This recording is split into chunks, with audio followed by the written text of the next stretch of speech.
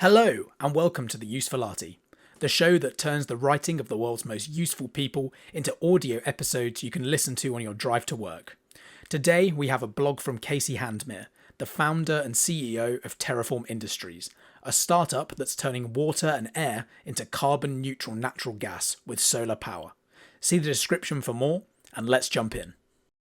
With the latest studies on glucagon-like peptide-1 drugs showing not just a drop in all-cause mortality but also an apparent slowing of aging, I thought I would write a quick note on how I think this technology, if it replicates, can drastically improve our lives. It is hard to believe I am writing this, but I think the ability to achieve immortality is underrated. To a good approximation, nearly all our illness and healthcare burden is aging-related. Hospitals rarely contain 20-year-old people, who rarely get sick and generally recover quickly when they do. Heart disease, kidney failure, Alzheimer's, cancer, respiratory failure, stroke, diabetes, these are diseases of age, almost unknown in young people, and caused by age-related degeneration. I have written one other blog on aging, inspired in part by friends working on the topic and by the Mars trilogy. This post will not get into the specifics of mechanisms of aging, but rather focus on the effects of reducing its burden. In 2024, humanity has firmly demolished nearly all our historical challenges. Famine, disease, malnutrition, infection, child mortality, hand-to-hand combat, smallpox, and dozens of other plagues, energy scarcity. All either solved or nearly so. Yet challenges remain. Artificial intelligence safety, demographic collapse, housing scarcity, rising healthcare costs, global warming, institutional competence collapse, long-term capital allocation. Not all of these problems are downstream of human mortality, but a surprising number of them can be addressed by steady improvements not in lifespan, increasing roughly 3 months per year, but in health span. To hone our intuition here, let us ask what a world with effective anti-aging medicine would look like. Humans, like most mammals, age in a numerically predictable way with your odds of death increasing 9% per year, every year from early childhood until the very end.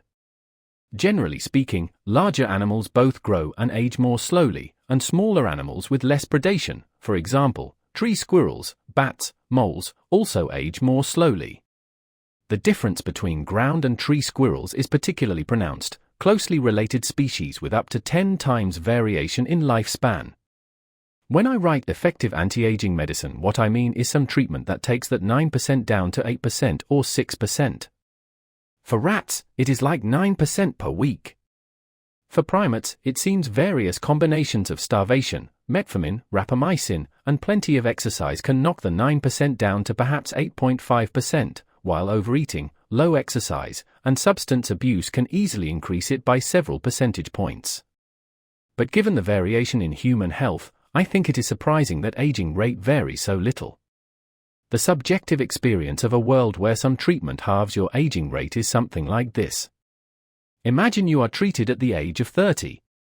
Now, instead of taking 10 years to reach the biological age of 40, it takes 20 years.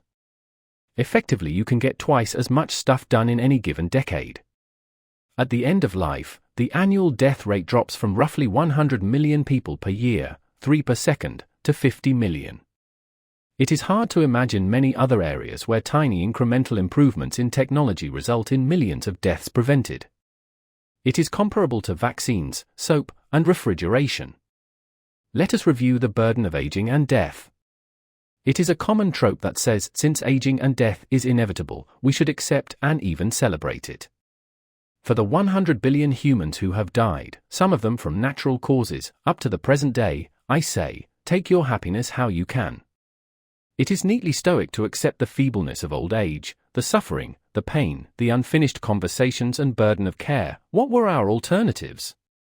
But stoicism is not meant to incentivize us to throw every challenge into the too hard basket, and externalize agency and waste our lives.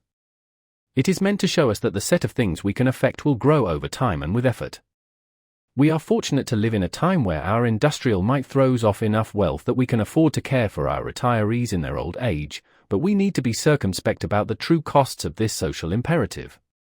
End-of-life care costs grow exponentially as patients become more frail, not to mention high levels of cost growth in the institutionalized healthcare process. It is trivial to inflict, upon the dying, painful medical interventions that cost more than the gross economic productivity of that entire person's life and which extend their life by weeks or perhaps months, if at all. At the same time, expenditure on the aged and dying is wealth not plowed into the most productive applications. For nations with socialized healthcare and inverted demographic pyramids, these unproductive nationalized expenditures are literally consuming the seed corn. A tax burden on the young so high they cannot afford to form families and produce the next generation of taxpayers. So high that entire economic blocks languish under low total productivity, stealing a future of abundance from people still to come.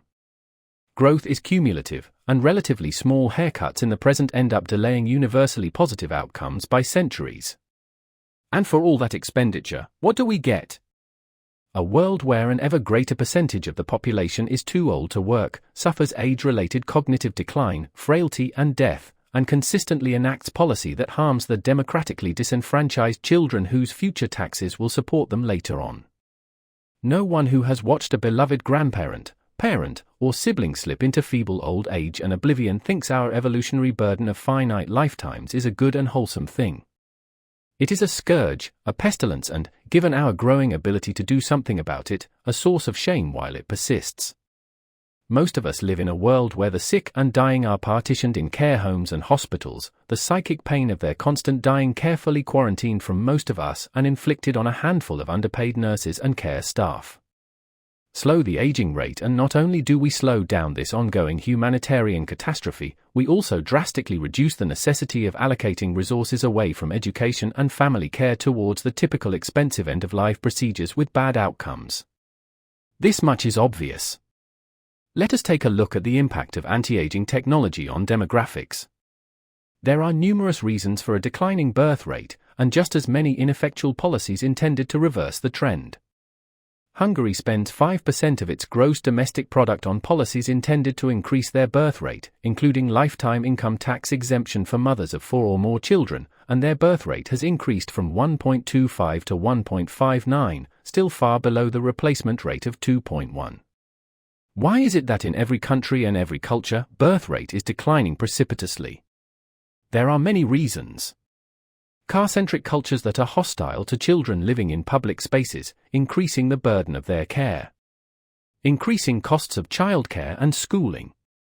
Increasing opportunity cost against a backdrop of steadily more economically productive career options, particularly for women. Increase of women's rights and freedom. Existence of social safety nets guaranteeing security in old age from the common purse, rather than depending on having one sufficiently prosperous child. Fashion. Higher education delaying workforce entry and family formation. Expensive housing, which drives an increase in all service-related industry costs. Reduction of relative importance of tradition, religious conservatism, and decline of the social value of family formation. Trauma. Neo-Malthusianism, or the idea that having babies is bad. Fiscal interventions to reverse this trend are surprisingly ineffectual. The European social democracies have seen barely a blip, despite ever-increasing entitlements. It turns out no government on earth has been able to pay women enough to increase the birth rate appreciably, yet most older couples regret not having more children when they could, while almost none regret having too many. Part of this relates to a delay in peak earnings relative to the human fertility window, brought about in part by the economic preeminence and longevity of the boomers. But I think an important part is that the opportunity cost of children changes relative to background economic productivity, and it turns out that, at least over the short term, both families and national economies can now grow much faster through industrialization than through natalism. It is economically rational to have fewer children, work more, and make much more wealth. The relatively high productivity of our industrial economy makes discounting the investment necessary to produce lots of children financially challenging. Even if we addressed every last one of the apparent social causes for a decline in birth rate by rebuilding a culture and urban environment oriented around children and their creation, while technology and gross domestic product progresses faster than gestation, we should not expect a major reversal of birth rate decline. I also do not think the answer is neo-traditionalism and embrace of technological stasis, in order to cut down the relative advantage of productive work. Better instead to solve mortality. Meanwhile, South Korea is on the verge of disappearing. Today, South Korea has about 1 million 50-year-olds. In 50 years, they will have barely 200,000. You cannot make more people at arbitrary ages. At the same time, a huge fraction of South Korea's population will hit retirement in the next decade or so, drawing down on their savings and reducing capital availability just at the time that their shrinking working-age population will need it to boost productivity growth the most. Their birth rate is just 0.81 children per woman. It is intuitively obvious that slowing down the rate of aging and death will buy us time, but what will this actually do demographically? Or, more precisely, by how much does South Korea have to lower its aging rate in order to compensate for ongoing population shrinkage? First, let us simulate a population whose birth rate falls from 2 to 0.8 over a century, then hold steady at 0.8 for another century, taking snapshots every 10 years.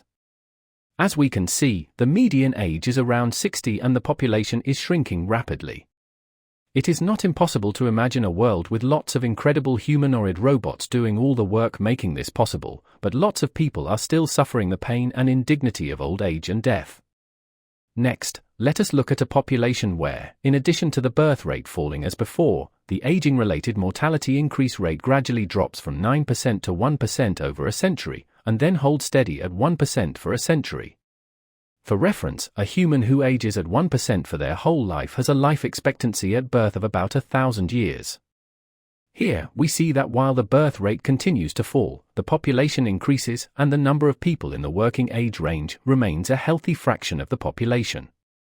Another cool feature of this model is that while age-related deaths continue to occur, for most people the improvements in aging speed medicine are occurring faster than they age.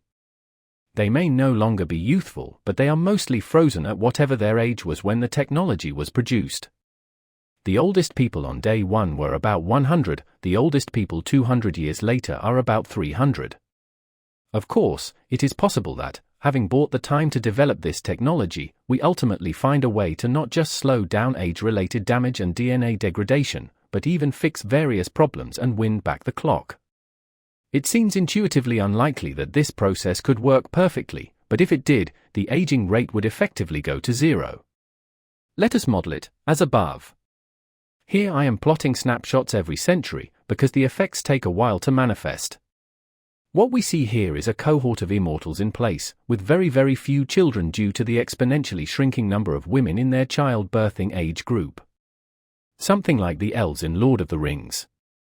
Of course, it is reasonable to expect that if we have figured out how to make people have eternal youth, we can probably figure out how to extend the fertile window far beyond the limits of in vitro fertilization.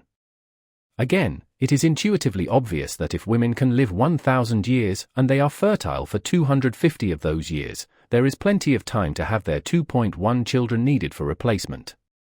Here is a chart in 20-year increments showing how holding fertility at 2.1 while increasing lifespan actually restores a healthy demographic pyramid and a growing population, with a vanishingly small fraction of the population experiencing senescence. Assuming that fertility is the primary brake on Hungarian childbirth rates, getting from 1.59 to 2.1 requires an aging reduction to about 76% of the current rate, which is equivalent to bringing the mortality increase rate down from 9% to 6.8%, which would also reduce global old age mortality by about 25 million lives per year. For South Korea, at 0.81, an aging rate reduction from 9% to 3.5% closes the gap, and also increases life expectancy to something like 220 years at birth. Win-win. Let us look in more detail how this technology innovation would help South Korea.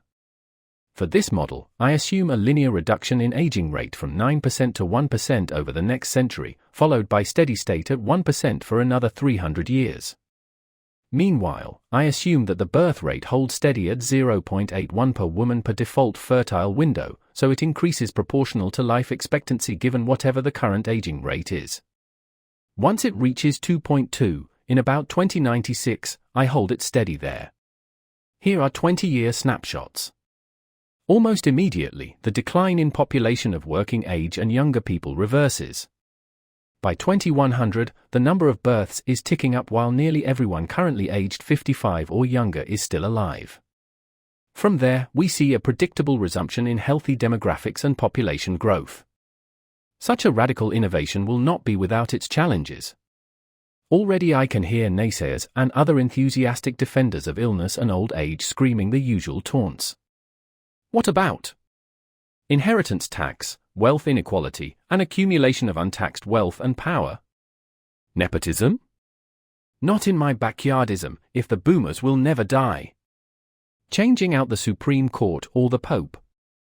Congress is already full of frail great-grandparents. Some people just want to die. To these, there are several answers. Even if all these problems remained, they would be infinitely preferable to killing off 100 million people per year, every year, until demographic collapse destroys our civilization. The problem of old people in positions of power is not due to their great life experience, or necessarily their old-world social conservatism. It is due to their obvious physical and mental decline, solved. And their clutching at legacy, also solved. Would Mitch McConnell and Nancy Pelosi, given another 200 years of youthful vitality, choose to dispose of the next couple of election cycles the same way they did the last couple? I would hope a world of prospective immortality encourages more people to explore a sequence of careers, perhaps dipping back into politics every century or so. A world without fear of financial insecurity due to the infirmities of old age is a world where people have less incentive to cling to inflationary assets or to lock the next generation out of home ownership. It is a world where they can prioritize the cultivation of a world for their great-great-great-grandchildren, with whom they can go skiing and surfing on the same day. Many of our remaining challenges require commitment of fantastic quantities of time and money to solve meaningfully, over time spans that exceed the electoral cycle or a typical career. This exponentially suppresses effort on these challenges. Elon Musk is 53, and despite his skepticism of the merit of anti-aging technology, I fear that the completion of his Mars project may take more years than he, naturally, has left. What next? Given the enormous challenge and burden of aging on our entire civilization, and the wide-ranging benefits of even incremental advances in this field, it may surprise you to learn that the Food and Drug Administration does not classify aging as a disease. While the National Institutes of Health has institutes for cancer, eyes, heart, lung, blood, genomics, alcoholism, aging, allergy, infectious disease, arthritis, musculoskeletal, skin disease, biomedical imaging and bioengineering, child health, deafness, dentistry, diabetes, digestive, kidneys, drug abuse, environmental health, general medicine, mental health, minority health, neurological disorders and stroke, and nursing, the Aging Institute is focused primarily on geriatrics and aging related neurodegenerative disorders and spends less than 10% of its funding on the biology of aging. We spend nearly $50 billion per year on medical research through the National Institutes of Health, and less than $400 million on all aspects of aging, less than 1% of the total, even though the vast majority of the financial and quality of life burden of disease is due to the aging process. That is less than we spend on deafness. It is less than the National Aeronautics and Space Administration spends on a single, already existing, space shuttle engine for the Space Launch System, which uses for per flight. Update: less than a month after publishing this, it has come to light that Eliezer Maslaya, the director of the National Institute of Aging, allegedly falsified results in 132 papers over the last 25-plus years, adding to the growing list of fraudulent senior researchers in the Alzheimer's field. I cannot speak for the many millions of patients, friends, and relatives who suffer from Alzheimer's, and so I will not speculate here as to how I think self-serving cretins who defrauded the United States taxpayer for decades in this field should be severely punished. In any event, we need an actual institute of anti-aging that allocates resources proportional to the upside. I might be going out on a limb here, but this seems like a misallocation of resources. If we take $130,000 as the statistical value of a year of quality life, we can estimate the value to the human race of 1 year of life extension, $1,000 trillion, or $1 quadrillion. This achievement is equivalent to reducing the annual mortality increase from 9% to 8.9%. If we only include United States taxpayers in this bargain, since they are paying for it, then it is a mere $27 trillion. Pick whatever discount you want, the Food and Drug Administration should recognize aging as a disease worthy of research, and the National Institutes of Health should spend more of its budget on it.